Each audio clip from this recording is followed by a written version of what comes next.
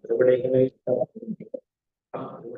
சரணம் திருவடிகளே சரணம் ஸ்ரீசைலேஷதயாபாத்திரம் தீபக்தியாதிகுணாந்தம் ஈந்திரப்ரபலம் வந்தே ரம்யஜாமோகனம் லக்ஷ்மீநாதசமாரம்பாம் நாதயாமுனமத்யமாம் अस्मदाचार्यपर्यन्तां वन्दे गुरुपरम्पराम् यो नित्यमच्युतपदां भुजयुग्मरुत्तराणि कृणाय मेने अस्मद्गुरोः भगवतस्य दयैकसिन्धोः रामानुजस्य चरणौ शरणं प्रपद्ये मातापिता युवतयस्तनया विभूतिः सर्वं यदेव नियमेन मदन्वयाम् आद्यस्य न कृपवतेर्वकुलाभिरामम् श्रीमद्दधग्रीवणं प्रणमामि मूर्ध्ना भूतं सरक्षमकटाक्षयभट्टनाथ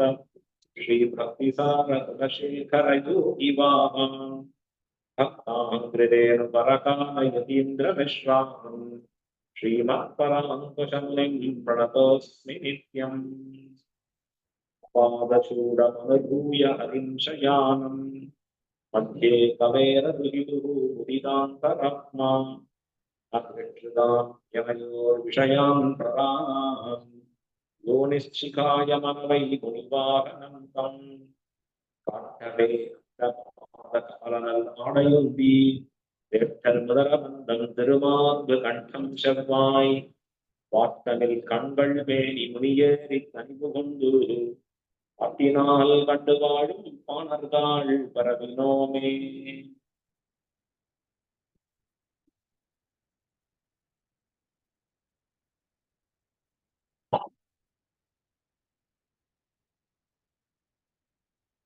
ஸ்ரீரங்கநாதனை அனுபவித்த திருப்பானாழ்வார் அவர் அனுகிரகித்த அமரநாதிகிராம் என்கிற ஒரு 10 பாசுரங்கள்.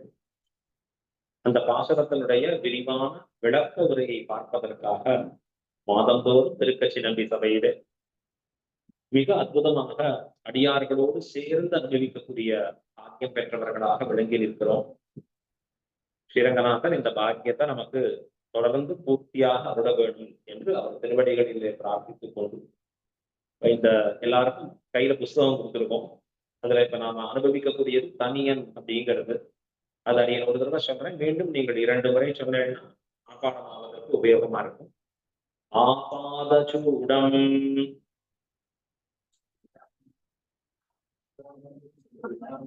அனுபூய ஹரிம்சயானம் மத்யே மத்யே கவேரதுவிதுஹு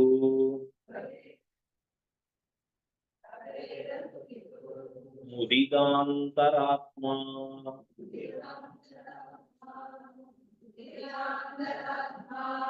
அஸ்ருதாம் நயனயோகோ விஷயாந்தராணாம்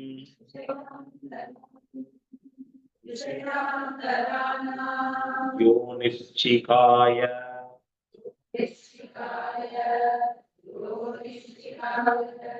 மனவை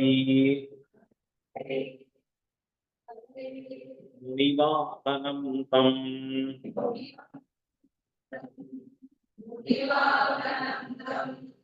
ரொம்ப அழகா சொல்றேன், மீண்டும் ஒரு தடவை சொல்லுவோம்.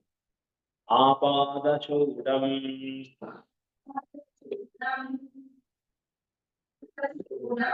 அனுபூய ஹரிம்சயானம்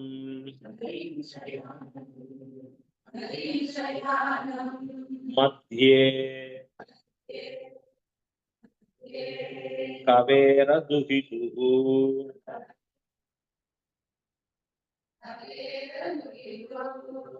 முதிதாந்தராத்மா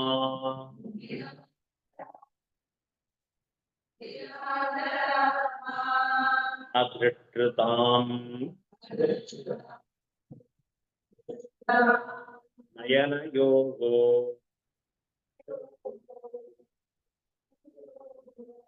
விஷயாந்தராணாம்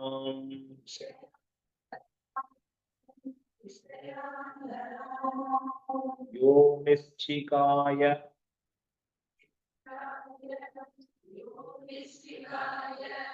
மனவை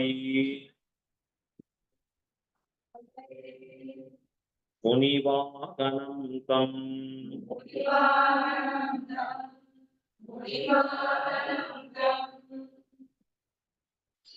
இந்த தனியன் மூலமாக திருப்பானாழ்வாரை தியானித்துக் கொண்டு திருப்பானாழ்வாரின் பெயர்களை பெற்றுக்கொண்டு அவருடைய துணையோடு அவர் அருளி செய்திருக்கக்கூடிய மலனாதிகரான் என்கிற அற்புதமான இந்த திவ்ய பிரபந்தத்தை அனுபவிக்க விழைகிறது. எப்பொழுதுமே பெரியோர்களை பற்றி கொண்டு போவதுங்கிறது ரொம்ப சௌகரியம். நாமா போனா கதகு விதகு நடப்போம், கீழே விழுவோம்னு சொல்ல முடியாது, சரியா போய் சேருவோம்னு சொல்ல முடியாது. கீழே விழாம இருந்தா சௌகரியம், போய் சேர வேண்டியதற்கு சேர்ந்தா ரொம்ப சௌகரியம். இப்ப பெரியோர்களை நாம் துணையாக கொண்டு எம்பெருமானை அடைதல் அப்படிங்கிறது ரொம்ப ரொம்ப உயர்ந்து இருக்கக்கூடிய விஷயம். அந்த உயர்ந்த விஷயத்தை இப்ப இந்த தனியனை சொல்லுவதன் மூலமாக, இதை அனுசந்தானம் பண்ணுவதன் மூலமாக நாம் எல்லாம் அந்த திருப்பானாழ்வாரை தியானிப்பதாக ஆகக்கடவோம். இப்ப இங்க எதற்காக கூடியிருக்கோம் அப்படின்னா இதனுடைய அர்த்த விசேஷங்களை தெரிந்து கொள்வதற்காக. அர்த்தங்களை ஏன் தெரிஞ்சுக்கணும் அப்படின்னா அர்த்தங்களை தெரிந்து கொள்வதால்தான் நமக்கு ஞானம் உண்டாகிறது. ஞானம் ஏன் உண்டாக வேணும்? ஞானம் உண்டானால்தான் பக்தியா மலர்கிறது. பக்தி ஏன் உண்டாக வேணும்? பக்தி உண்டானால்தான் பகவானை அடைய முடியும். அடுத்த கடைசி கேள்வி, பகவானை ஏன் அடையணும் அப்படின்னா திரும்பி திரும்பி இந்த சம்சாரத்துல சுழண்டுட்டே இருக்கலாம். எப்படி இருக்கு? புனரப்பி ஜனனம் புனரப்பி மரணம் அப்படின்னு விழக்கூடிய சம்சார சாகரத்திலே மீண்டும் பிறப்பு மீண்டும் இறப்புன்னு தெரிந்து கொண்டு இருக்கலாம். அப்ப அப்படி தெரியாம இருக்க வேணும் அப்படின்னு சொன்னா ஞான பக்தி வைராக்கியங்கள் உடையவராக நாம் ஆக வேணும். அப்படி ஆகணும்னு சொன்னா நமக்கு நன்னறி காட்டி இருக்கக்கூடிய பெரியோர் பாதங்களை பற்றி கொண்டு அதன் வழியிலே நாமும் செல்ல வேணும்.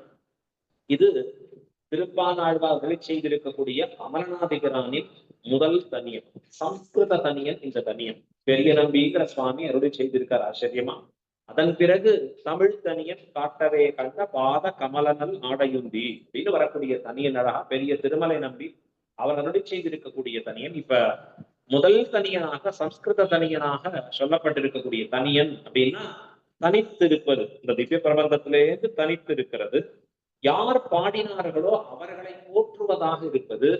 இந்த பிரபந்தத்தினுடைய சாரத்தை சொல்லுவதாக இருப்பது. இந்த திருப்பானாழ்வார் சாதித்திருக்கக்கூடிய அமலநாதிபிரானிலே காட்டி இருக்கக்கூடிய அர்த்தங்கள் என்னென்ன, அந்த அர்த்தங்களை சொல்லுவதாக அமையப்பட்டு இருக்கக்கூடியது இந்த தனியன்னு சொல்லக்கூடியது. இதனுடைய அர்த்தங்களைத்தான் நாம் விரிவாக பார்த்து வருகிறோம். கீழே தொடர்ந்து பல நாட்களாக பார்த்து வருகிறோம். ஆபாதச்சூடம் அனுபூய. ஆபாதச்சூடம், ஆபாதச்சூடம் என்றால் எம்பெருமானின் திருவடி தொடங்கி திருமுடி பரியந்தம் அனுபூய, அந்த எம்பெருமானை நன்றாக அனுபவித்து. எந்த எம்பெருமானை? ஹரிம் சயானம், ஸ்ரீரங்க கஷேத்திரத்திலே சயனித்துக் கொண்டிருக்கக்கூடிய ஹரியாகிற ஸ்ரீரங்கநாதனை. ஸ்ரீரங்கம் எங்க இருக்கு? மத்தியே கவேர துகிதுகு, காவேரி மத்தியத்துல இருக்கக்கூடிய ஸ்ரீரங்க கஷேத்திரம். ஸ்ரீரங்கத்துக்கு பெருமை என்ன தெரியுமா? காவேரி ரெண்டு பக்கமும் ஓடுறது. தென்னீர் பொன்னி திரைக்கையால் அடிவருட பள்ளி கொள்ளும் திருவரங்கநாதன். திருக்காவேரி ஸ்ரீரங்கத்தை அப்படி ஆலிங்கனம் பண்ணிக்கிறதா. ஸ்ரீரங்கம் ஆலிங்கதி, அது ஒரு தீவு. ஸ்ரீரங்கம்ங்கிறது ஒரு தனித்தீவாக இருக்கக்கூடியது.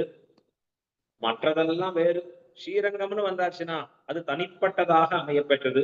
தனித்தீவாக கூடியிருக்கக்கூடிய ஸ்ரீரங்கத்திலே மத்தியே கவேர துகிதுகு, அங்கே சயனித்துக் கொண்டிருக்கக்கூடிய ஹரிம் சயானம், அதை சேவித்து சந்தோஷப்படுகிறாராம். முதிதாந்தராத்மா, மிகவும் ஆனந்தமுடைய ஹிருதயராக ஆகி நிற்கிறார். யார் அவர்? பின்னாடி சொல்ல போறார். அவர் பேர் முனிவாகனம் அப்படின்னு அவருடைய பேரை சாதிக்க போறார். அதிருஷ்டுதாம் நயனயோகோ விஷயாந்தரானா, இந்த எம்பெருமானை சேவித்ததாலே இவருடைய கண்களானவைகள் வேறொன்றை காணாதபடி ஆயின. வேறொன்றுல கண்ணு போகல. இந்த பக்கம் பகவானை சேவிக்கிறது, அந்த பக்கம் வேறொன்னு பாக்குறது, இல்லையா அழுதா இருக்கு. அதிருஷ்டுதாம் நயனயோகோ, இந்த இரு கண்களும் என்னவாயிற்று? வேறொன்றை காணாதபடி. இது எப்படி சொல்றேன்? அழ்வாரே பாசனத்துல சொன்னாலே, அரங்கனை கண்ட கண்கள் மற்றொன்றினை காணாவே. பெருமான பார்த்த கண்கள் மற்றொன்றினை காணாதபடி இருக்கும். இந்த போலதான் இங்க அதிருஷ்டாம் நயனயோகோ விஷயாந்தரானம், வேறு விஷயங்களை காணாதபடி இருக்கக்கூடிய அப்படிப்பட்ட நிச்சிகாய நியமித்திருக்கக்கூடிய நிச்சயம் செய்யப்பட்டிருக்கக்கூடிய திருவுள்ளத்தை உடையவர், உறுதியை உடையவராக இருக்கக்கூடியவர் யாரு? முனிவாகனம் தம், முனி வாகனராக இருக்கக்கூடியவர். இந்த வாகனத்தை வச்சு அவர் யாருன்னு தெரிஞ்சுக்கணும். அப்படின்னா வருட வாகனம்னு சொன்னா யாரு? சாட்சாத் எம்பெருமான் ஸ்ரீமன் நாராயணன். முனியை வாகனமாக உடையவர்னா லோகசாரங்க முனிவரை வாகனமாக உடைய இந்த திருப்பானாள், அவரை மனவை மனதாலே தியானிக்க கடவை. நீ மனதாலே அந்த திருப்பானாழ்வாரை தியானம் செய் அப்படின்னு சொல்ற. இந்த திருப்பானாழ்வார் பெருமாளை திருவடியிலேருந்து திருமுடி பரியந்தம் அனுபவிச்சாரே ஸ்ரீரங்கத்துல, அந்த திருப்பானாழ்வாரை தியானம் பண்ணு என் மனசேன்னு நமக்கு சொல்லி கொடுக்குற அழகா. நாம நம்ம மனசுக்கு உபதேசம் பண்ணணும். ஏன்னா நம்ம மனசை பார்த்து சிந்திக்க கடவேன்னு ஏன் சொல்லணும்னா, உலகத்துல எல்லா விஷயங்களையும் யார் யாருக்கோ சொல்லி கொடுக்கணும். முக்கியமா நம்ம மனசுக்கு சொல்லி கொடுக்கணுமே, நல்லதை சொல்லி கொடுக்கணுமே, இத பண்ணுன்னு சொல்லி கொடுக்கணுமே. அதான் சொல்றார் சிந்திக்க கடவேன்னு வார்த்தை சொன்னார். இப்ப நாம இந்த அர்த்தங்களை பார்த்தோம். ஆபாத சூடம், திருவடியிலேருந்து திருமுடி பரியந்தம் அனுபவித்தல், அனுபூய ஹரிம்சயானம், ஸ்ரீரங்க கஷேத்திரத்திலே துயில் கொண்டிருக்கக்கூடிய ஸ்ரீரங்கநாதனை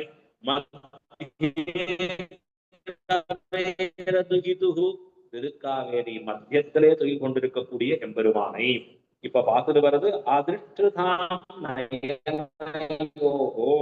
விஷயாந்தரா வார்த்தா, மற்றொன்றை காணாவேன்னு வார்த்தை சொன்னார். இது எதை போல இருக்கிறது அப்படின்னு கேள்வி கேட்டுக்கிறார் அழகா. அமிர்தம் திருஷ்டுவா திருப்தியந்தி. பரமபதம் போனா சாட்சாத் பகவான் அப்படி கண்களாலே ஆறா பருகி கொண்டிருக்கக்கூடிய நித்தியசூரிகளும் முக்தர்களும் வேறொன்றுல மனசு போகாதான், பகவானையே குளிர பருகி கொண்டிருப்பார்களா. அதுதான் இவர்கள் வயிறு முட்ட நிரம்பிக் கொண்டிருக்கும்படியாக இருக்குமா. அத போல இவர் ஆயிற்றா. இவருடைய கண்களானவைகள் வேறொன்றனை காணாதபடி இருந்தது. இதற்கு ஒரு உதாரணம் வேற பார்த்தோம். ராமம்மே அனுகதா திருஷ்டிகி அப்படின்னு சொல்லக்கூடிய வார்த்தை. யார் சொன்ன வார்த்தை? தசரதன் சொன்னான் இந்த வார்த்தையை. கௌசல்யே எனக்கு கண் பார்வையே போடுத்துமா. இது என்னது? மகாபாரதத்தை தானே கண் பார்வை இல்லாதவனை பார்த்தோம். அவன் பேர் என்ன? திருதராஷ்டிரன் அப்படின்னு அவனுடைய பேர். அவனுடைய மனைவி பாருங்கோ, என் பர்த்தாக்கு கண்ணு தெரியல, நானும் கண்ணை கட்டிக்கிறேன் தீன்னு இருக்கும்படியான காலம் காந்தாரின்னு பேரை பார்க்கணும். இப்ப நான் என்ன பண்ணுவோம்? அவருக்கு கண்ணை கட்டு முதல்ல முழுக்க. அங்க மகாபாரதத்துல கண்ணு தெரியாத திருதராஷ்டிரன் இருக்கும்படியா இருந்தது. தசரதருக்கு கண்ணு தெரியலையே. அது எப்படி தசரதருக்கு கண்ணு தெரியாம போச்சு?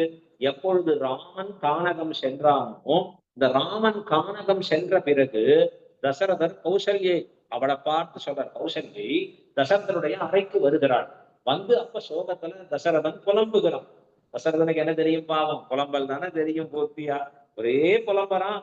என்னம்மா பாரு, எவ்வளவோ பெரிய தப்பு பண்ணிட்டேன், ராமனை காட்டுக்கு அமிச்சுட்டேனே, இப்ப எப்படி இருந்ததுன்னா, ராமம்மே அனுகதா திருஷ்டிகி.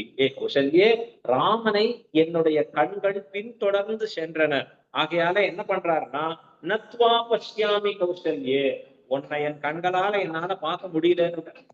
கண்ணு இருந்தா தானே பாக்குறது. இந்த கண்கள் ராமன் பின் போயின. ராமன் பின்னாடி இந்த கண்கள் ரெண்டும் கிளம்பி போயிடுது. அப்ப எப்படி உன்னை பார்க்க முடியும்?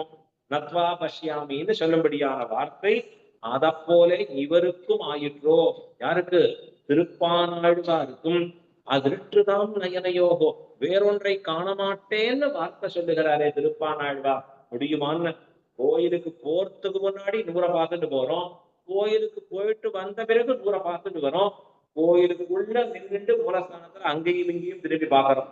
கடைசியா வெளில வந்தவனே கேட்கிறாரு, எங்க இந்த சாமி? அதான் படுத்துட்டு இருந்தாரு. அவர் தானா? இப்ப எதை பார்க்கப்பட நாம? உள்ள இருக்கிற பெருமாட, படுத்துட்டு இருக்கிற பகவான, உள்ள முன்னாடி நின்று கொண்டிருக்கக்கூடிய இந்த ஸ்ரீரங்கநாதனை கண்டு அனுபவிக்க வேண்டும். எப்படி இருக்கார் ஸ்ரீரங்கநாதன்? பாபு பிரணதரக்ஷாயாம் விளம்ப மசகன்னிவ சதா பஞ்சாயுதீம் பிப்ரது சன ஸ்ரீரங்கநாயகா. சாக்ஷாத் ஸ்ரீரங்கநாதன் நம்ம எல்லாம் காப்பதற்காக பஞ்சாயுதங்களை எப்பொழுதும் தன் கையிலே தாங்கியவனாக இருக்கிற, திருக்கையில எப்பொழுதும் பிடித்தவனா இருக்கான். கொஞ்சம் அந்த திருக்கையில யாராவது வாங்கி வைக்கிறதுக்கு ஆள் இல்லை. எப்ப பாரு அவரே பிடிச்சிட்டு இருக்க, தானே தாங்கி கொண்டிருக்கிறான் அந்த ஸ்ரீரங்கநாதன். பாவம் சதா தாங்கி கொண்டிருக்கக்கூடிய ஸ்ரீரங்கநாதன் நாமெல்லாம் நம்ம கையில கொஞ்ச நாளை கொடுத்தா என்ன பண்ணுவோம்? அமரநாதிபிரான் புஸ்தகம் எவ்வளவு நாளை வச்சுக்க போறாரு சுவாமி, இந்த காலக்ஷேபம் முடிகிற வரைக்கும். அது வரைக்கும் திருப்பி திருப்பி பார்க்க முடிஞ்ச உடனே என்ன கரெக்டா உங்கள்கிட்ட திருப்பி கொடுத்துருவோம். திருப்பி அடுத்த காலக்ஷேபத்துக்கு நீங்க வந்தேன்னா அப்ப வாங்கிக்குவோம். கரெக்ட், நான் வந்துடுவேன், நீங்க நாங்களும் வந்தோம்னா. ஸ்ரீரங்கநாதன் அப்படி கையில இருக்கக்கூடிய திவ்ய ஆயுதத்தை கொஞ்சம் இழக்கக்கூடாதா? இறக்கி யாரையா கொஞ்சம் வச்சுக்கூடாதா? இல்ல ஒரு ஸ்டாண்ட் வச்சுக்கூடாதா? இதான் கொஞ்ச நேரம் இங்க வச்சுக்கிறேன், அப்புறம் மீண்டும் எடுத்து வைக்கிறேன், அப்படி பண்ணுவாரான்னா ஸ்ரீரங்கநாதன் மாட்டாராம். ஏன்னா அடியார்களை காக்கும் பொருட்டு சதா தன்னுடைய பஞ்சாயுதங்களை ஏந்தி இருக்கிறான் எம்பெருமான். பாதுகு பிரணத ரக்ஷாயாம், பிரணத ரக்ஷாயாம் தன் திருவடிகளை பற்றி இருக்கக்கூடிய அடியவர்களை காக்கும் பொருட்டு சதா தன்னுடைய திருக்கரங்களிலே அந்த திவ்ய ஆயுதங்களை ஏந்தி கொண்டிருக்கிறான் பரமாத்மா. அப்ப கண்கள் என்ன பண்ணணும்? அந்த பரமாத்மாவை பார்க்கணும். இந்த க்ஷணத்துக்கு தானே காத்துட்டு இருக்கோம். எத்தனையோ தூரத்துல இருந்து ஓடி வந்து எத்தனையோ மணி காலம் லைன்ல நின்றுட்டு கடைசியா அந்த மூலஸ்தானம் பக்கத்துல போய் நிற்கிறச்ச அந்த எம்பெருமானை அந்த க்ஷணத்துல இந்த கண்கள் பருகுவதற்கு தானே காத்துட்டு இருக்கோம். அந்த சமயத்துல ஒரு பராக் பார்த்தா என்னாச்சு? முன்னாடி போனவை என்ன போட்டா தட்டுல அது அவர் பாத்துக்கிறார், நமக்கு என்ன வேணும்? அது இந்த பக்கத்துல இருக்கிறவா ஏன் இப்படி தள்ளுறா அங்கேருந்து? இப்ப எது தேவை? எம்பெருமானை பார்ப்பது, அவனை அனுபவிப்பது, அவனுடைய அருள் பெறுவது, இதுதானே தேவை, அதுதானே நோக்கம். இப்ப அது போயிட்டே இருக்கிறச்சே வேறொன்றுல மனசு போச்சுன்னு சொன்னா நம்மளால அத உயர்ந்த லட்சியத்தை அடைய முடியுமான்னா அடையவே முடியாது. திருப்பானாழ்வார் எப்படி இருக்காருன்னா, அரங்கனை கண்ட கண்கள் மற்றொன்றினை காணாமே. தசரதனுக்காவது ராமன் பின் போயிற்று கண்கள். அவன் அப்படியே சொல்றான், ஐயோ கௌசல்யே போச்சு, எனக்கு கண்டே தெரியல.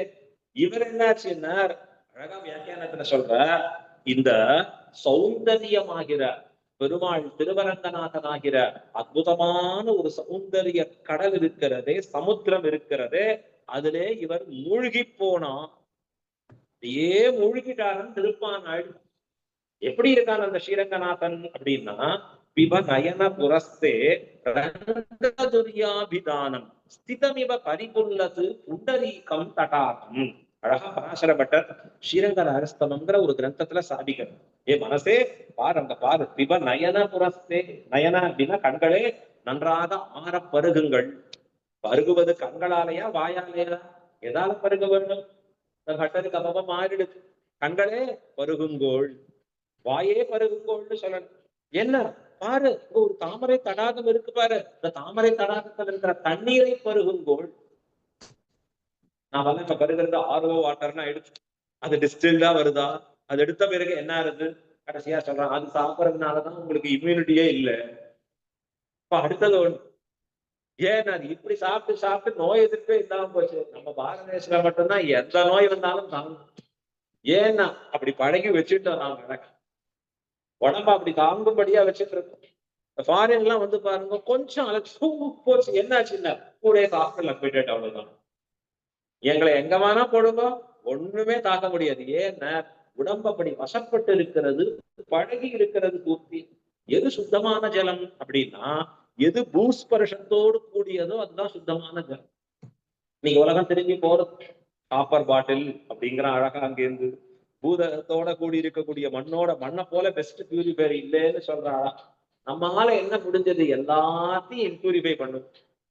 முடிஞ்சது எந்த அளவுக்கு மாசம் உண்டாக்குமோ உண்டாக்கி நிற்கிறோம். ஆனா எப்படியோ எம்பெருமான் நமக்கு நல்லதை கொடுப்பதற்காகவே அருளில் இருக்கிறான். எப்படி இருக்கணும்னா, தாமரை தடாகத்துல, இந்த தாமரை தடாகம் உள்ள இருக்கான். தாகமா இருக்கக்கூடிய இந்த ஆத்மாவிற்கு தண்ணீரை கொடுப்பதாக இருக்கக்கூடிய தாமரை தடாகம் யாருங்கிறார்? ஸ்ரீரங்கநாதன். அது எப்படி இருக்கான் அந்த தடாகம்? எல்லா தடாகமும் பூமியில கீழே படிஞ்சுதான் இருக்கும். சந்திரபுஷ்கரணின்னு போங்கோ, ஸ்ரீரங்கத்துல கீழே இருக்கும். அழகா காவேரின்னு போய் பாருங்கோ, ஜலம் அந்த பூமியில ஓடிக்கொள்வதாக இருக்கும். ஆனா ஸ்ரீரங்கநாதங்கிற தாமரை தடாகம் எப்படி இருக்குன்னா, நின்று கொண்டு இருக்கக்கூடிய தாமரை தடாகமா இருக்கிறான். ரங்க பிப நயன புரஸ்தே ரங்கதுர்யாபிதானம் ஸ்திதமிவ பரிபுல்லது புண்டரீகம் தடாகம். ஸ்திதமிவ நின்று கொண்டிருப்பதாக இருக்கக்கூடிய ஒரு தாமரை தடாகம். தாமரை தடாகம் நின்றா எப்படி இருக்கும்? ஸ்டாண்டிங் பொசிஷன்ல இருந்தா. அதுதான் ஸ்ரீரங்கநாதனாகிற தாமரை தடாகம். தாமரை தடாகம்னு சொன்னா தாமரைகள் இருக்கணுமே, அன்ன பட்சிகள் இருக்கணுமே, குளிர்ச்சியா இருக்கணுமே, எல்லாம் இருக்கு அங்க. எது தாமரையினர்? கைவண்ணம் தாமரை வாய் கமலம் போலும் கண்ணினையும் அரவிந்தம் அடியுமகுதே. அழ்வார் சொல்றார் பாசனத்தை. எபெருமானுக்கு எப்படி இருக்கு? எல்லாம் தாமரையா இருக்கு. கைவண்ணம் தாமரை வாய் கமலம் போலும் கண்ணினையும் அரவிந்தம் அடியும் அகுதே. எபெருமானுடைய திருவடிகளும் தாமரையா இருக்கு. ஒரு தாமரை காடு பூத்தார் போலேன்னார் அழ்வார். எப்படி இருக்கா பகவான் தெரியுமா? ஒரு தாமரை காடு பூத்து இருந்தா எப்படி இருக்குமோ அப்படி அவருடைய திருவுருவமானது அங்கே காண கிடக்கிறது. ரொம்ப சந்தோஷம். தாமரை எல்லாம் இருக்கு, குளிர்ந்ததா இருப்பது ஸ்ரீரங்கநாதன் தான். குளிர்ந்ததா இருக்கக்கூடிய தாமரை தடாகம். அவன் திருக்கரங்கள், அவனுடைய திருக்கண்கள் அந்த தாமரை தடாகத்திலே பூத்திருக்கக்கூடிய தாமரை மலர்கள். அன்னபட்சிகள் அங்கங்க போயிட்டு இருக்கணுமே என்ன, ரெண்டு பக்கத்துல போயிட்டு இருக்கு பாருங்க. இந்த பக்கத்துல ஸ்ரீதேவி பூதேவின்னு சொல்லக்கூடிய இரண்டு தாயார். இருவரும் எப்படி இருக்கா? அன்னபட்சிகளா அப்படியே நடந்துட்டு இருக்கானா, போயிட்டு இருக்கான். அப்ப இப்படிப்பட்ட ஒரு தாமரை தடாகமாக இருக்கக்கூடிய பகவானை ஏ நயனமே பிப, நன்றாக பருகு. நாமெல்லாம் இந்த குளிக்கிறது, இப்ப குளிக்கிறதெல்லாம் அது என்ன குளியலோ, கா குளியல்னு அந்த காவை ஒரு கட் பண்ணிடணும். இப்ப இருக்கிற குளியல். ஒரு காலத்துல குளியல் எப்படி இருக்கணும் அப்படின்னா, ஓடுகிற ஜலத்துல மூழ்கி குளித்தல். ஆண்டாளதான் பாசனத்துல சொன்னா, உள்ள குளிர குடைந்து நீராடாதே. பள்ளி கிடத்தி ஒருத்தர் சொன்னார், சுவாமி நாங்கெல்லாம் ஏன் அப்படி நீராடுறது இல்ல திருக்காவேரியில போயினார். ஆண்டாளே சொல்லிட்டா, உள்ள குளிர குடைந்து நீராடாதே அப்படின்ட்டாலே பாருங்க. ஆண்டாள் சொல்றது, நீராடாம கிடக்கிறியே எழுந்துருவாமான்னு சொல்றான். இப்ப என்ன அர்த்தம்? உள்ள குளிர குடைந்து நீராடுதல் கிரமம் எப்பொழுதுமே அதுதான் உயர்ந்த கிரமம். ஓடுகிற நதியில அந்த தீர்த்தத்தை புரோக்ஷித்து அதுல அமிழ்ந்து குளித்தல், அதுதான் இன்னைக்கு ஆரோக்கியம்னு சொல்லணும். அதுல ரெகுலரா போய் குளிச்சா அவங்களுக்கு சுகர் பிபி எல்லாம் ஓடியே போயிடும். அதுல சொல்றாங்க அழகா ஒரு காரணம், நீங்க அந்த மணல்ல நடந்து போறேன் அங்கேருந்து போற செய்ய அப்பயே உங்களுக்கு உங்க உடம்புல அழகான ஒரு சிஸ்டம் ஒர்க் ஆகுது. அது கீழே இருக்கக்கூடிய அது அந்த மணலை மிதிச்சுட்டு போகக்கூடியது இருக்கிறச்சே அதுவே உங்களுடைய உடலின் தன்மையை நியூட்ரல் ஆக்குறதுன்னு. இதை விதமா சொல்றான் சயின்ஸ். இப்படி சொன்னாலாவது போவாமான்னா அப்பவும் காவேரி பக்கத்துல போனா தானே சுவாமி. எத்தனை வரட்டும் உண்மை சொல்றதுங்கிறது. ஏன்னா இது நடந்து போய் அந்த காவேரியில் மூழ்கி இவன் குளிக்கிற பொழுது உடல் சூடு முழுவதுமாக தணிகிறது. உடம்பு அப்பப்ப ஹீட் ஆயிட்டே இருக்கு. இல்லையா, நாங்க தான் ஃபேன் போட்டிருக்கோமே, ஏசி போட்டிருக்கோமே, உண்மையிலேயே சூடாக்குறதே அதுதான். அது வரைக்குமாவது வேர்த்து கொட்டி குளுமையை உண்டாக்கிட்டு இருக்கோம் இந்த உடம்பு சரீரமா. வேர்வையை வர வச்சுடுவோமா? உழைச்சாவது வர வைக்கணும், இல்லைன்னா வெறுமை இருந்தாதாவது வர வைக்கலாம், முடியாது. அப்ப உடல் சூட்டை தணிப்பது எதுன்னா திருக்காவேரியில குடைந்து நீராடுவது. அது மட்டும் இல்ல, நம்முடைய தாபங்களையும் போக்குவதாக இருக்கிறது. எத்தனையோ உலகத்துல இருக்கக்கூடிய தாபங்கள் எல்லாம் மனசுல ஏற்பட்டு இருக்கிறது, அதெல்லாம் போக்குவதாக இருக்கிறது. தாபத்ரயீம் ஐந்தவ புஷ்கரிண்யா நிமஜ்ஜ நிருவாபயிதாஸ்மி யஸ்யாஹா என்று சந்திரசக்கரணியினுடைய ஒரு ஏற்றத்தை சொல்றார் அழகா பராசர பட்டர். காவேரியினுடைய ஏற்றத்தை கூட சொல்றார் பட்டர். காவேரியும் அவகா யுஷிய என்று வரக்கூடிய ஸ்லோகங்கள்ல திருக்காவேரி எப்படியெல்லாம் பண்ணி கொடுக்கிறது நமக்கு. தீர்த்தம் சுந்ததி பாதி நந்தன தரும் ரக்ஷாங்கனா நிக்ஷதி ஸ்நானியார்கன பானதாரி வகதி ஸ்நாதா புனீதேஜனா என்று ரொம்ப அற்புதமான அந்த காவேரி தாயார் செய்யக்கூடிய கைங்கரியங்களை வர்ணிக்கிறார். அந்த காவேரியில குளிக்கரிசே நம்முடைய தாபங்கள் போகின்றன. அது போல எம்பெருமான சிந்திக்கரிசே நாம் பீடிக்கப்பட்டிருக்கக்கூடிய 3 தாபங்கள் தொலைகின்றன. நாம் தாபத்ரயங்களாலே மாட்டின் இருக்கோம். ஆத்தியாத்மிக, ஆதி பௌதிக, ஆதி தெய்வீக என்று சொல்லும்படியான 3 தாபங்கள். யாரெல்லாம் இந்த மண்ணுலகிலே பிறக்கிறார்களோ, யாரெல்லாம் சம்சாரிகளாக இருக்கிறார்களோ, தேவர்கள் உள்பட தாபத்ரயத்துக்கு வசப்பட்டவர்கள். அவர்களுடைய கர்மாலேருந்து தப்ப முடியாது. புண்ணிய பாபங்கள்னு இருக்கக்கூடிய கர்மா இருக்கு, அதன்படி பலன் கொடுப்பதாக இருக்கு, அதுல இருந்து தப்ப முடியாது. அது மட்டும் இல்லை, ஆதி பௌதிகமான பௌதிகமாக சூழல்கள்ல ஏற்படக்கூடிய மாற்றங்கள் இருக்கு, இயற்கை சீற்றங்களா, அதுல இருந்து தப்பிக்க முடியாது. அதற்கு மேலே ஆதி தெய்வீகமாக தெய்வ செயலாக உண்டாகக்கூடியவைகள் இருந்து தப்பிக்க முடியும். இப்ப இந்த 3 தாபங்களிலேயும் வசப்பட்டு இருக்கக்கூடியவர்கள் போய் ஸ்ரீரங்கநாதனுடைய மூலஸ்தானம் முன்னாடி நின்னு அந்த தாமரை தடாகத்தை பார்த்து மனசு அதுல தோயறச்சே, அப்பா எல்லாம் நீங்குதுப்பா, நம்ம மனசுல இருக்கக்கூடிய அந்த தாபங்கள் எல்லாம் தொலைந்ததுப்பா, மனசு குளிரும்படியாக ஆயிற்று. இதை யார் உண்டாக்கக்கூடியவர்னா ஸ்ரீரங்கநாதன் உண்டாக்கக்கூடியவராக இருக்கிறார். அதைத்தான் இங்க சொல்றார் அழகா, சௌந்தரிய சாகர். அப்படின்னா எம்பெருமான் எப்படிப்பட்டவனா இருக்கார்னா, அழகுன்னு சொல்லக்கூடிய கடலாக இருக்கக்கூடிய எம்பெருமான் அந்த அழகு கடலிலே மூழ்கினவரானார் இந்த ஆழ்வார். இந்த மூழ்கின உடனே என்ன ஆச்சு, நமக்கு மூழ்குவது ஏற்படுமான்னா ஆழ்வாருக்கு தான் அந்த மூழ்கிறது ஏற்படுறது.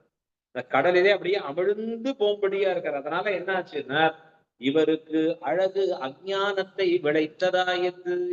இவருக்கு அந்த அழகானது எம்பெருமான் திருவடிகள்ல ஏற்பட்டு இருக்கக்கூடிய அழகு வேறொன்றிலே இருக்கக்கூடிய அறிவை மறைத்ததாக ஆயிற்று. மத்தொன்றுல இருக்கக்கூடிய அறிவானது இவருக்கு ஏற்படாத வண்ணம் ஆயிற்று. ரொம்ப அற்புதமா கொண்டாடி காண்பிக்கிறது. அறிவின்மை அப்படிங்கிறது ஒரு கேடு. மனுஷனா பிறந்து அறிவுடையவனா இவன் வாடலன்னு சொன்னா, சாஸ்திரம் சொல்றது உனக்கும் 5 அறிவுடைய 4 கால் பிராணிக்கும் வித்தியாசம் இல்லையேப்பா. ஞானேன ஹீனஹா பசுபி சமானஹா. நாம பண்றதெல்லாம் அதுவும் பண்றோம். இப்படி வச்சுக்கோ, அது பண்றதெல்லாம் நாமும் பண்றோம். காத்தால எழுந்துக்கிறது, குளிக்கிறது, சாப்பிடுறது இல்லையா, எல்லா வேலையும் பண்றது. குடும்பம் இருக்கு, குழந்தை குட்டி இருக்கு, எத்தனையோ பண்ணிட்டு இருக்கு. அதை போல நாமும் செய்பவராக இருந்தால் நமக்கும் அதற்கும் என்ன வேறுபாடு? எங்க வேறுபாடு இருக்கு? இல்ல இல்ல, நாங்கெல்லாம் பேசுவோம், நாங்கெல்லாம் வீட்டுல இருக்கோம், நாங்கெல்லாம் பணம் சேர்த்து வைக்க தெரியும். இதுவும் எதற்கு உபயோகப்பட போகிறது? இந்த உடல் வாழ்வதற்காக மட்டும்தானே பயன் பெற போகிறது. இதை கடந்து என்ன பண்ண போறது? அதை கடந்து ஒண்ணும் இல்லையே பண்ண போறது. அவங்க சொல்ற, ஞானத்தால் மட்டும்தான் நீ மற்ற மிருகங்களை காட்டிலும் வேறுபட்டவன். மனிதன்கிறவன் எப்படி வேறுபட்டவனாவான்? ஞானம் உடையவனாக இருக்கிறபடியாலே 6 அறிவு உடையவனா இருக்கான். அந்த 6வது அறிவு என்னவா இருக்கணும்? ஏன், எதற்கு, எப்படிங்கிற இந்த ஆராய்ச்சியில மூழ்கும்படியா இருக்கு. இந்த 6வது அறிவு வெறுமனே பொழுதுபோக்குவதா இருக்கக்கூடாது. நீ கவலையே இல்லை, யூடியூபை திறந்தா போறோம், வந்துட்டே இருக்கு, எதையோ ஒன்ன பார்த்துட்டே இருக்கும்படியா இருக்கலாம் பூர்த்தியா. அப்ப அதுல பொழுதுபோக்கும்படியாக இருப்பது இந்த 6வது அறிவின் பயனான்னா இல்லேன்னுட்டா ஆச்சாரியர்கள் எல்லாம். எப்படி இருக்கணும்னா, ஏன் எதற்குங்கிற ஆராய்ச்சியிலே மூழ்கினதாக இருப்பது, அதுதான் 6வது அறிவின் பயனாக இருப்பது. இப்ப அந்த அறிவை உபயோகப்படுத்தல, கடைசியா என்ன சொல்றான்? அறிவிருந்தும் மூடன். ஆழ்வார் சொன்னாரே திருமாலை பாசுரத்துல, மூர்கனேன் வந்து நின்னேன், மூர்கனேன் மூர்கனேனே. 3 தடவை சொல்றார். இந்த ஜட்ஜி இப்படி தட்டி சொல்லுவாளோ இல்லையா 3 தடவை, அத போல ஆழ்வார் மூர்கனேன் மூர்கனேன் மூர்கனேனே. மூர்கன் தான். மூர்கன்னா என்ன அர்த்தம்?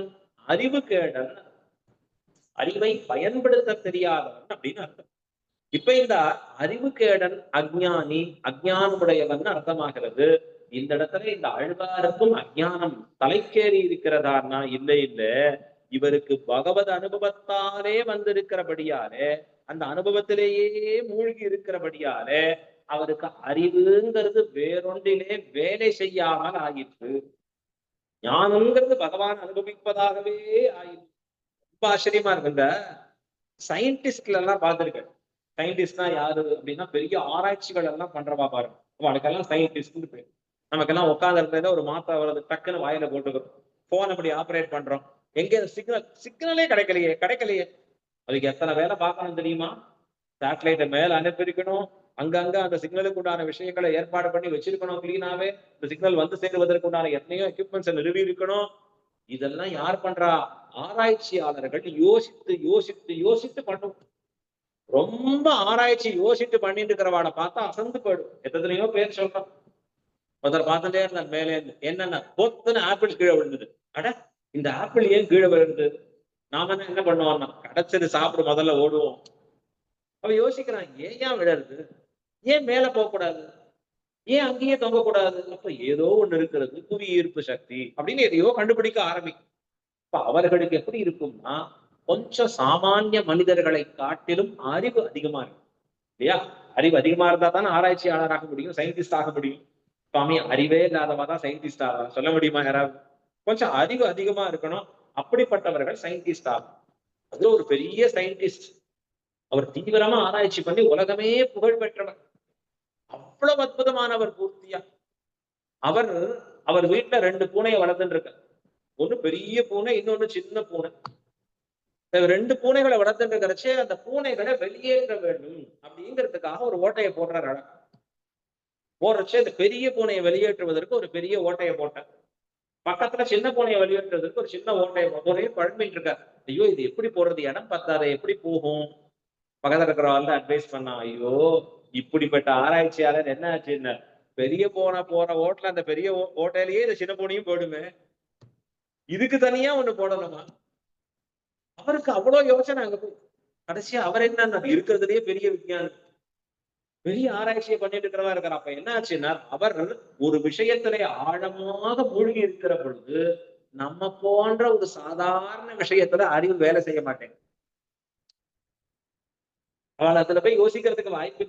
இந்த திருப்பானாழ்வார் என்ன பண்றார், பகவான்கிற அற்புத தத்துவத்துல மூழ்கி இருக்கிறச்சே நம்ம போல வேற விஷயம் யோசிக்கல.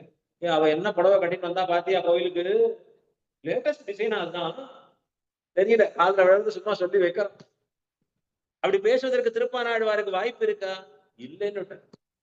ஏன் இல்ல அப்படின்னா, அவர் எம்பெருமானாகிற சௌந்தரிய சாகரத்திலே மூழ்கினார், மிக ஆழமா மூழ்கிட்டார்.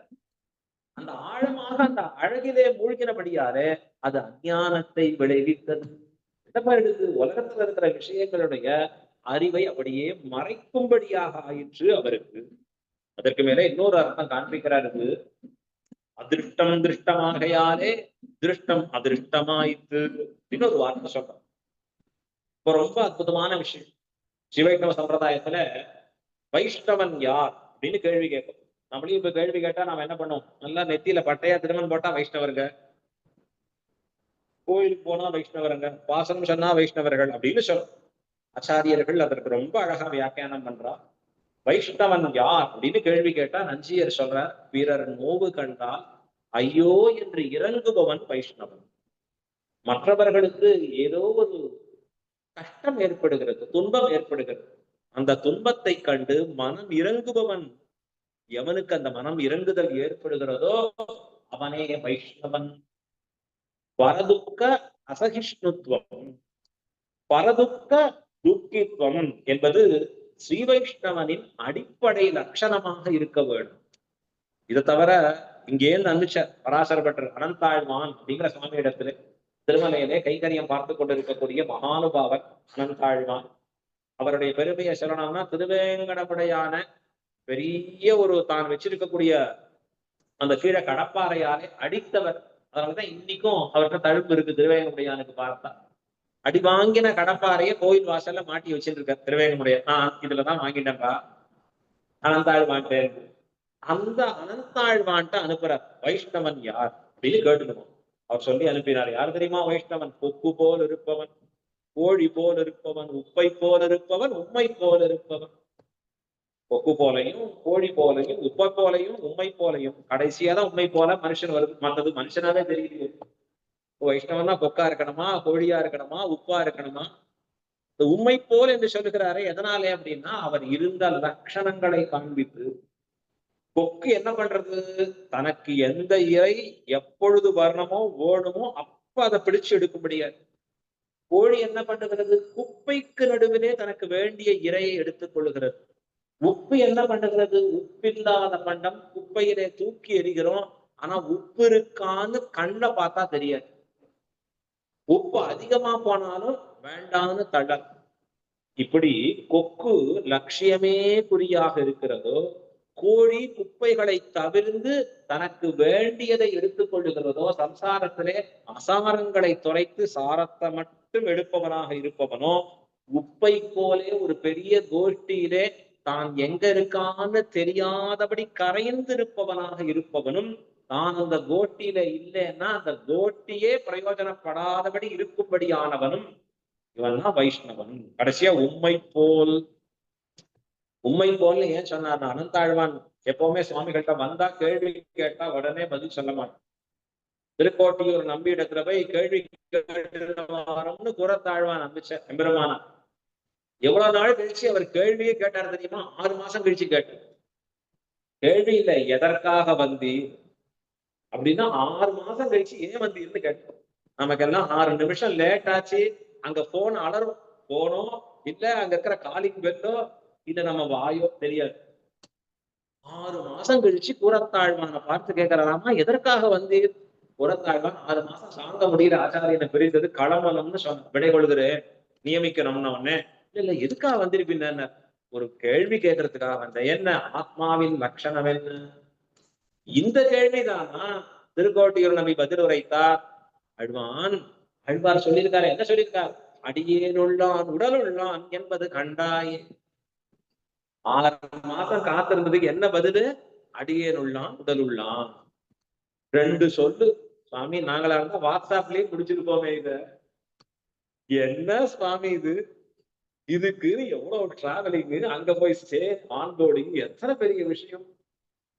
கூறத்தாழ்வான் அப்படி கேட்டுட்டா. ஆச்சாரியர்கள்ட்ட அவர்கள் சொல்லி அப்படி கேட்கணும். இந்த வந்த சுவாமி அனந்தாழ்வான்ட்ட வந்து சேர்ந்தாரு. வைஷ்ணவ லட்சணம் என்னன்னு கேட்கறதுக்கு முன்னாடி அங்க உட்காரம் இங்க உட்காருன்னு அவர் கொடுத்துருந்தது.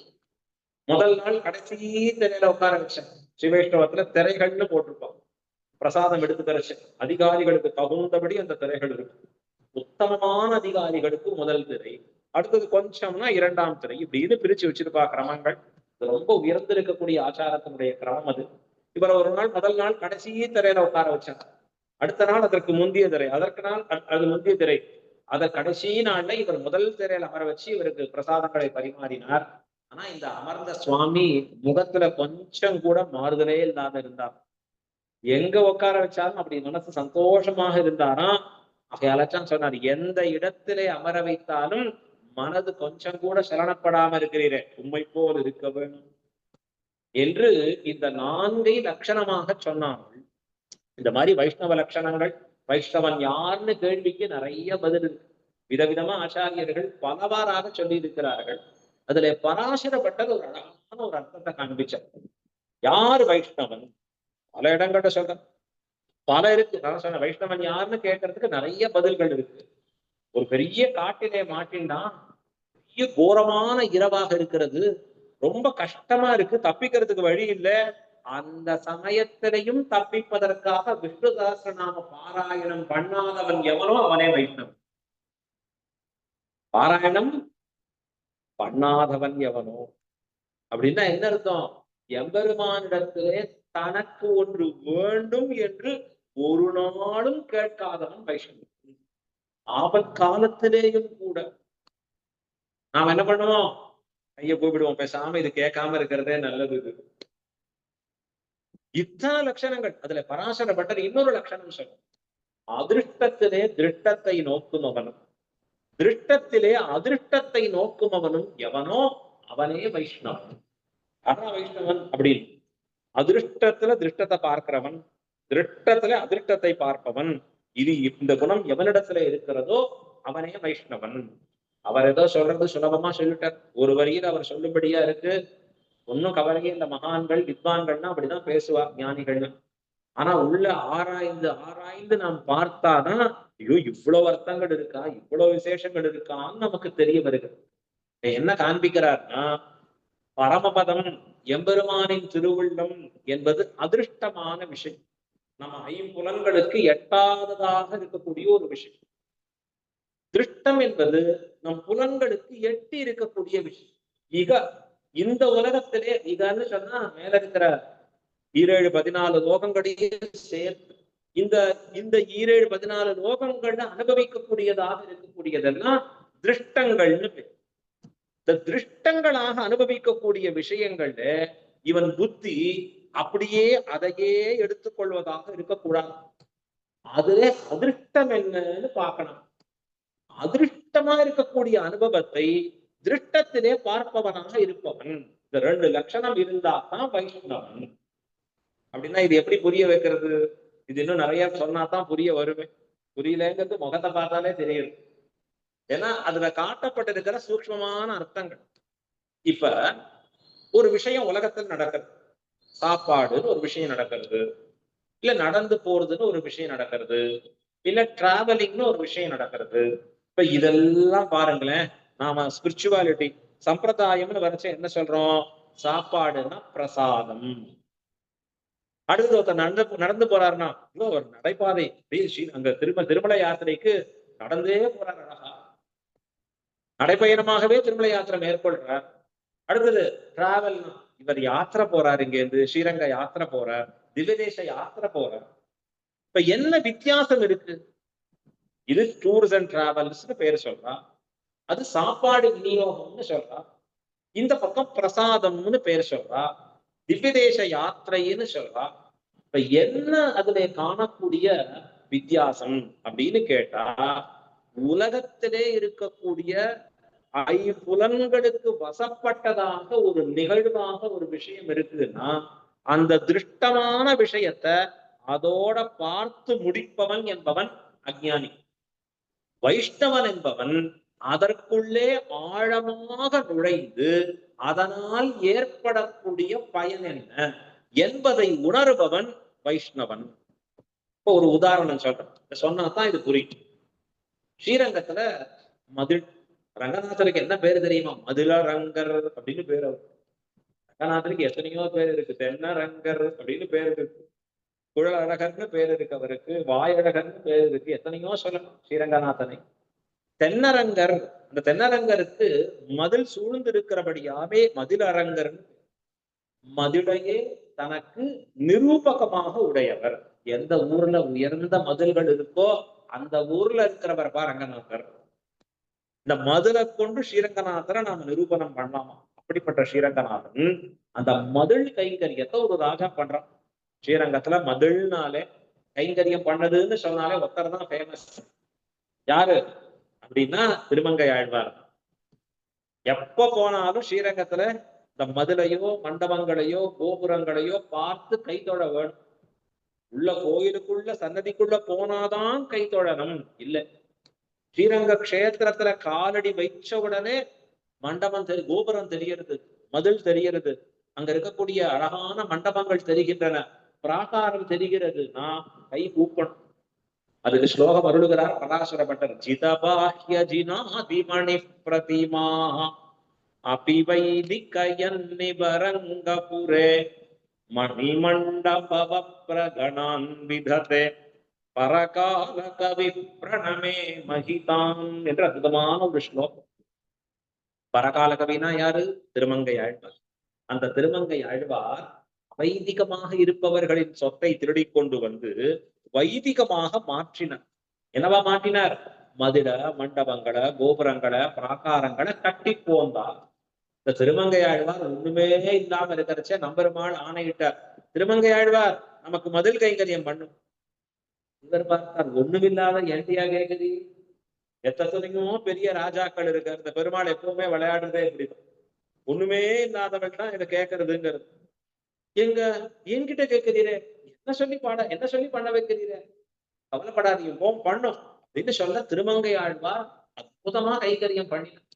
இன்னைக்கும் அதனாலதான் நாம பார்க்கிற மதுளையும் மண்டபங்களையும் கோபுரங்களையும் திருமங்கையாழ்வார் கட்டின மதில் என்று அதை சேவிக்கிறோம், அதை நாம் தொழுகிறோம், திருமங்கையாழ்வாரை ஸ்மரிக்கிறோம். ஆனா நடுவுல பல ராஜாக்களும் வந்து கட்டியிருக்கா, அப்பப்ப அந்த மதுரை கட்டியிருக்கா.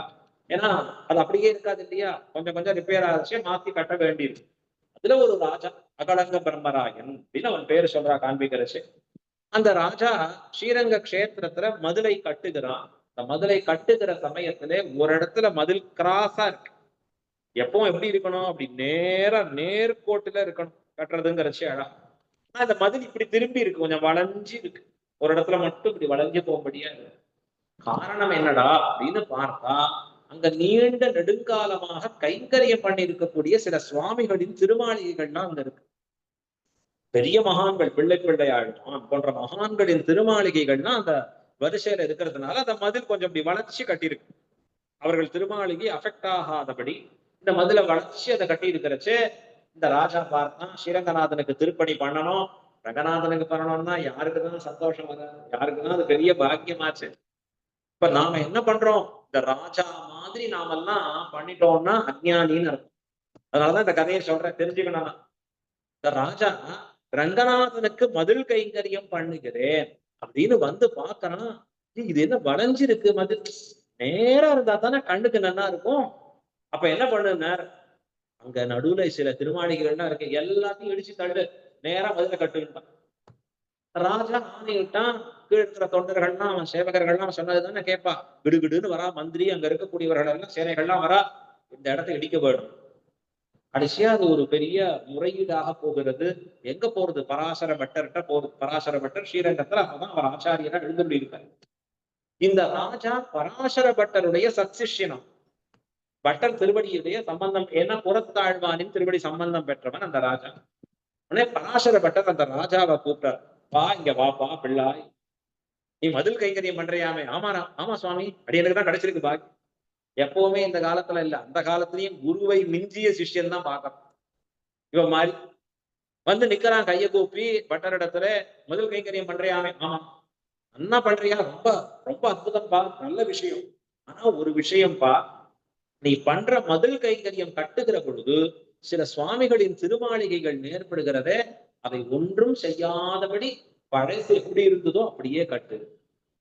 உடனே ஆரம்பிச்சுட்டான், சுவாமி அப்படி இருந்தா நன்னா இருக்காதுங்க, கொஞ்சம் கோணலா இருக்குங்க. என்ன பண்ணணும், நேரா இருக்கணுங்க. கண்ணு பார்வைக்கு மதுல பார்த்தா அப்படி நேரா இருக்கிற மாதிரி இருக்கு. இன்னைக்கு எல்லாம் கண்ணுக்கு இருக்கிற அழகுதான் முக்கியம். ஸ்கூல் நல்லா சொல்லி தரவே, வெளியில பில்டிங் எல்லாம் சூப்பரா இருக்கு, அதான் ஸ்கூல்ல தான் இருக்கு. கடை போய் பார்த்தா வெளியில சூப்பரா இருக்கே எல்லாமே, அவ்வளவுதான் முடிஞ்சு போச்சு.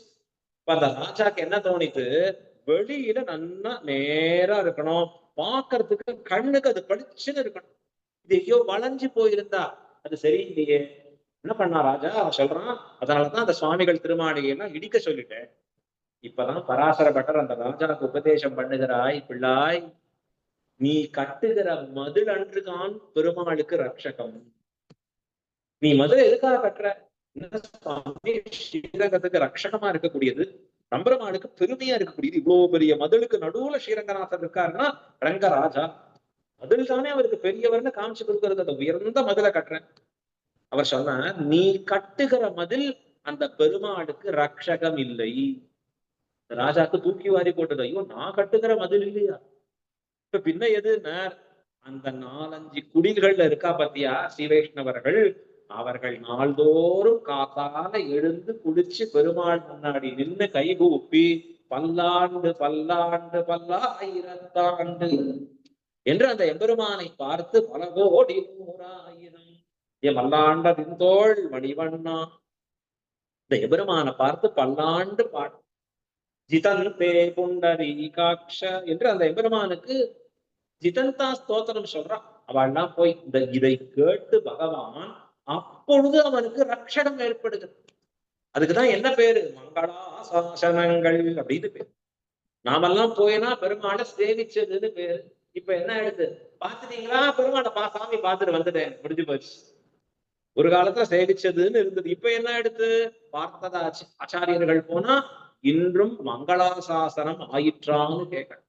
ஏன், அவர்கள் போய் அந்த பெருமாளுக்கு பல்லாண்டு பாடுவது இருக்கே, அதுதான் ரக்ஷை அந்த எம்பெருமானுக்கு. அவர்கள் பாடுற பல்லாண்டு ரக்ஷைப்பா, நீ கற்ற மதில் ரக்ஷை இல்லை. உடனே அந்த ராஜா சொல்றான், அப்ப நான் கற்ற மதில் ரக்ஷை இல்லைன்னா கட்ட வேண்டாமா, கட்டணம் தான்.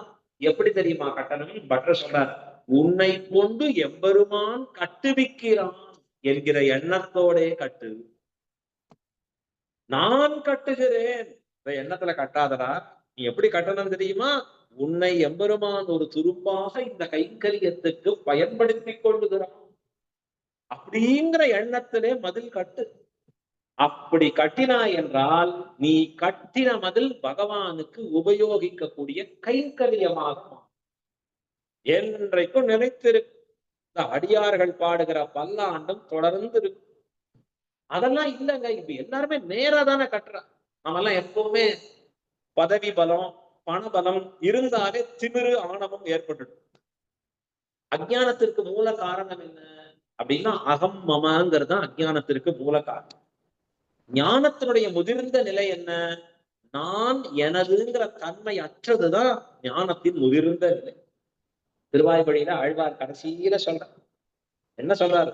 என் ஆறுயிரை ஆரப்பருக தீர இரும்புண்ட நீரது போல எனதென்பதன் யான் என்பதன். என்னப்பா யான் என்ன என்ன எனதுங்கிறது என்ன? எல்லாம் போச்சு. தீர இரும்புண்ட நீரது போல. அழகான உதாரணம் சொல்றேன். முதல்லயே திருவாய்மொழி என்ன சொல்றார்? நீர் நுமது என்று இவை வேறு முதல் மாய்ப்பு. வேறு முதல் மாய்த்து இறை சேர்மின் அப்படின்னு ஒரு வார்த்தை சொல்றாரு.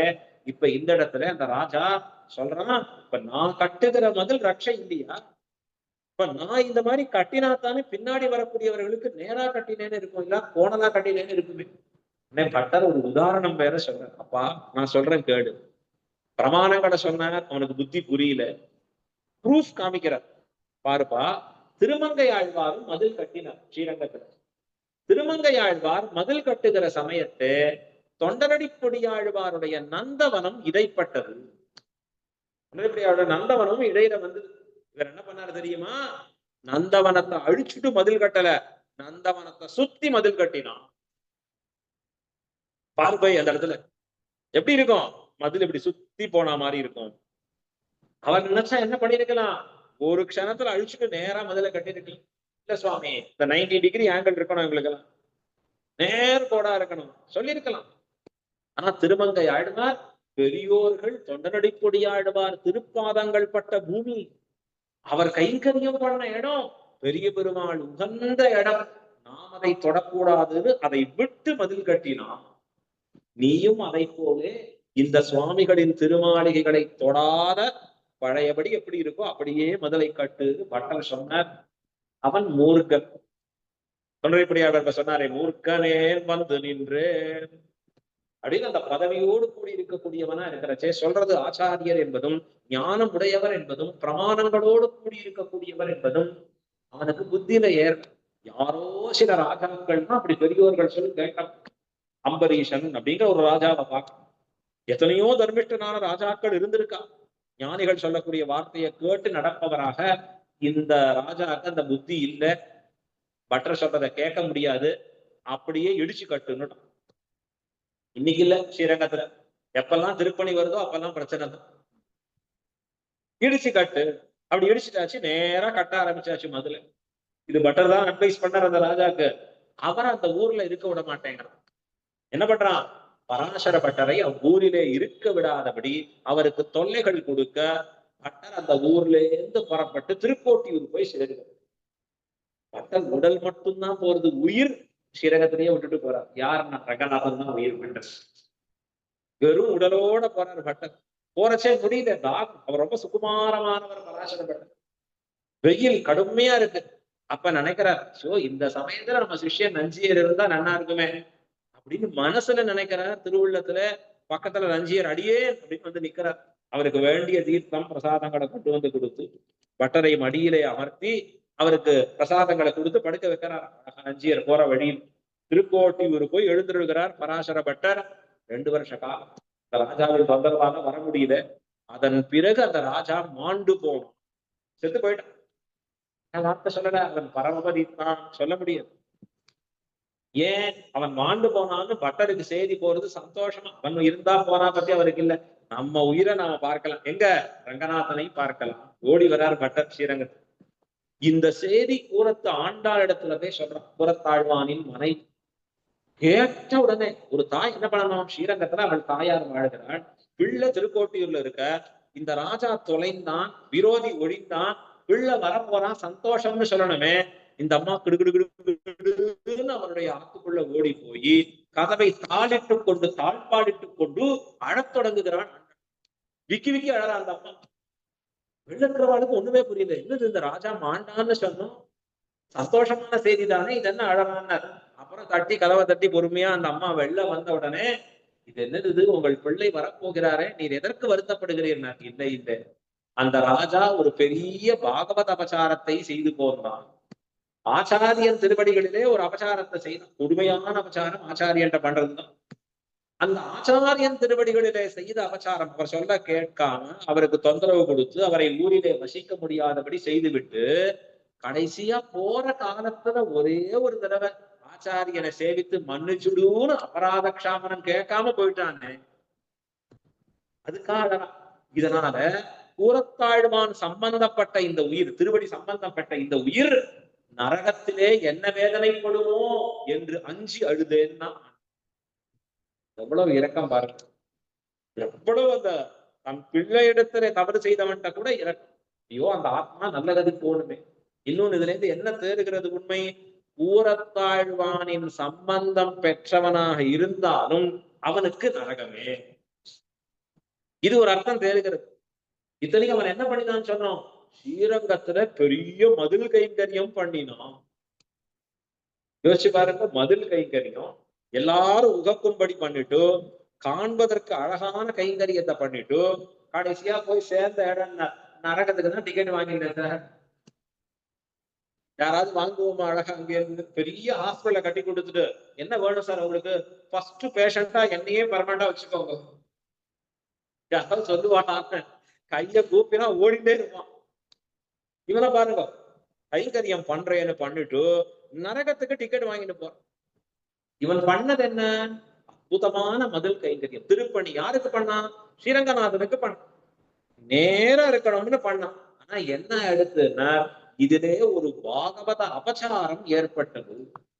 கண்ணுல பார்த்தா மதில் நன்னாதான் இருக்கு, ரொம்ப அழகா இருக்கு, உயரமா இருக்கு, நேரா இருக்கு, இதெல்லாம் ஏற்படும். திருஷ்டங்கள்ல இதெல்லாம் தெரியும். ஆனா அதிர்ஷ்டத்திலே பகவானின் திருவுள்ளத்திலே சீற்றத்தை விளைவித்தான் இந்த பாவி. ஏன்?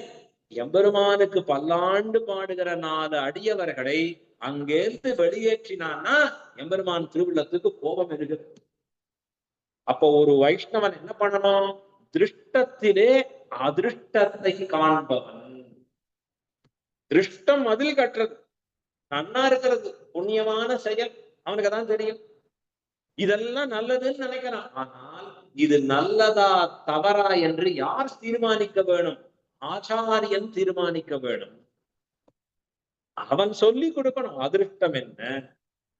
அப்பா இது எம்பெருமானுக்கு உகப்பான செயல் ஆகாது. இதுதான் எம்பெருமானுக்கு உகப்பான செயலாக ஆகும்.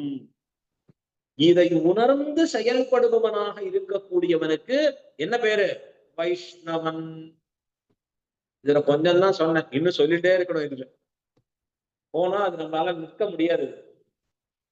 இப்ப நாம் செய்யக்கூடிய செயல்களாலே வெளி உலகத்திலே காண்பவர்களுக்கு ஏற்படக்கூடிய தாக்கத்தை பார்ப்பதில்லை வைஷ்ணவன். அதனாலே பகவானின் உள்ளத்தில் இடம் பிடிக்கிறோமா வெளியேறுகிறோமா என்று பார்ப்பவன் வைஷ்ணவன். நாம் சொல்லி செயல்படக்கூடிய விஷயங்கள் நம்முடைய ஆச்சாரியர்கள் சொல்லி இருக்கக்கூடிய நெறிக்கு உட்பட்டதாக இருப்பதா இல்லையா என்று பார்ப்பவன் வைஷ்ணவன். உதாரணம் பாருங்களேன், நமக்கு மெடிசினை பாக்குறோம், நல்ல சிகப்பா ஒரு மாத்திரை, இன்னொன்னு பச்சை கலர்ல. ஐயா இந்த பச்சை மாத்திரை நல்லா இருக்க, 4 கொடுங்க, வாங்கி போட்டுக்கோமா. அவன் சொல்றான், கவலைப்படாதீங்க சுவாமி, பச்சை மாத்திரை உள்ள போட்டீங்கன்னா அவ்வளவுதான், உங்களுக்கு என்ன ஆயிடும்னா பாக்குறதெல்லாம் பச்சை பச்சையாதான் தெரியும் இருக்கு. அதுக்கு நாம என்ன பண்ணுவோம்? போய் டாக்டர்கிட்ட காண்பிச்சு இந்த மாத்திரை சாப்பிடலாமா வேண்டாமா, சாப்பிட்டா என்ன ஆகும், சாப்பிட்டு பாக்குறேன். இப்ப அங்க என்ன தோன்றது? நாம பார்த்து முடிவு பண்றது போராது, ஒரு எக்ஸ்பர்ட் பார்த்து சொல்லணும். அவர் சொல்றத நான் கேட்கணும். கோர்ட்ல போறான், நேரா போய் யுவர் ஆனர் நாட்டுல இவ்வளவு. நீ யாருப்பா? நான் ஒரு குடிமகன். இந்த குடிமகன் இல்ல, நாட்டுல வாழக்கூடிய ஒரு குடிமகன். நான் உங்கள்கிட்ட நியாயத்துக்காக வந்திருக்கேன். நீ இப்படி நேர்ல வரக்கூடாதுப்பா, போப்பா, இதுக்குன்னு ஒரு ப்ரொசீஜர் இருக்கு. அங்க அதை ஃபாலோ பண்றான். அவர் என்ன சொல்றாரோ அதை கேட்டு அப்படி. வீடு கட்டுவது, இவன் பார்த்தான், எனக்கே செங்கலும் சுண்ணாமும் பூச தெரியுமே, வச்சு பூசிட்டே இருந்தா வீடு கட்டிட முடியுமா? அதுக்கு கரெக்டான இன்ஜினியர் வேணும் சுவாமி. இதுக்கெல்லாம் கேட்கிற நீ சம்பிரதாயம் ஆன்மீகம்னு வரச்சு ஆச்சாரியன் சொல்வதை கேட்க தவறுகிற பொழுது நல்லது செய்கிறேன்னு தீயது செய்கிறாய், புண்ணியம் சம்பாதிக்கிறேன் என்று பாபத்திலே விழுகிறாய். இதைத்தான் நமக்கு காண்பிக்கிறார். ஏன்? ஆச்சாரியர்கள் நமக்கு வழியை எடுத்து சொல்லுவார்கள். மணவாள மாமனிகள் ரொம்ப அழகா சொல்றார், உபதேச ரத்தின மாலை. அதனாலதான் நம்முடைய பெரியோர்கள் தான் அப்படி கேட்டு இருந்தா.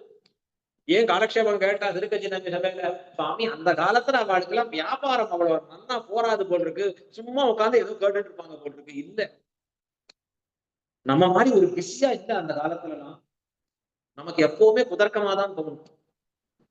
இன்னைக்கு இருக்கிற வேர்ல்ட்ல நோ டைம் சுவாமி, டைம் இஸ் மணி. என்னமா பேசுவோம். அறிவுடையவர்கள் நம்முடைய பெரியோர்கள் நல்லதை கேட்க கேட்கதான் நமக்கு நல்ல மார்க்கம் தெரியும். நாமளா நம்ம புத்தியை வச்சுட்டு ஒரு விஷயத்த சொல்ல முடியாது, நிச்சயிக்க கூடாது. இதை உணர்ந்துதான் திருக்கட்சி நம்பி சபையை உருவாக்கினார்கள் உங்கள் பெரியோர்கள். அகலதான் நாள்தோறும் அந்த சத் விஷயங்களை கேட்ட அந்த அர்த்த விசேஷங்கள் உள்ள போய் அஞ்ஞானத்தை தொலைத்து ஞானத்தை வளர்த்து கொடுப்பதாக இருக்கு. இது நல்லது, இது தீயது, இது பண்ணணும், இது பண்ணக்கூடாது. இதுதான் மாமனிகள் சொல்றார். பூர்வாச்சாரியர்கள் போதமனுஷ்டானங்கள் ஊர்வார் வார்த்தைகளை கொண்டு நீர் தேனி இருள் தரும் ஞானத்தே இன்பமுத்து வாழும் தெருள் தருமா தேசிகனை சேர்ந்து ஆச்சாரியர்கள் அடைந்தோள் வார்த்தை சொன்ன. பூர்வாச்சாரியர்கள் போதம் பெரிய பெருமாள் தொடங்கி மாமுனிகள் பரியந்தம் வந்தவர்களுக்கு பூர்வாச்சாரியர்கள்னு பேர்.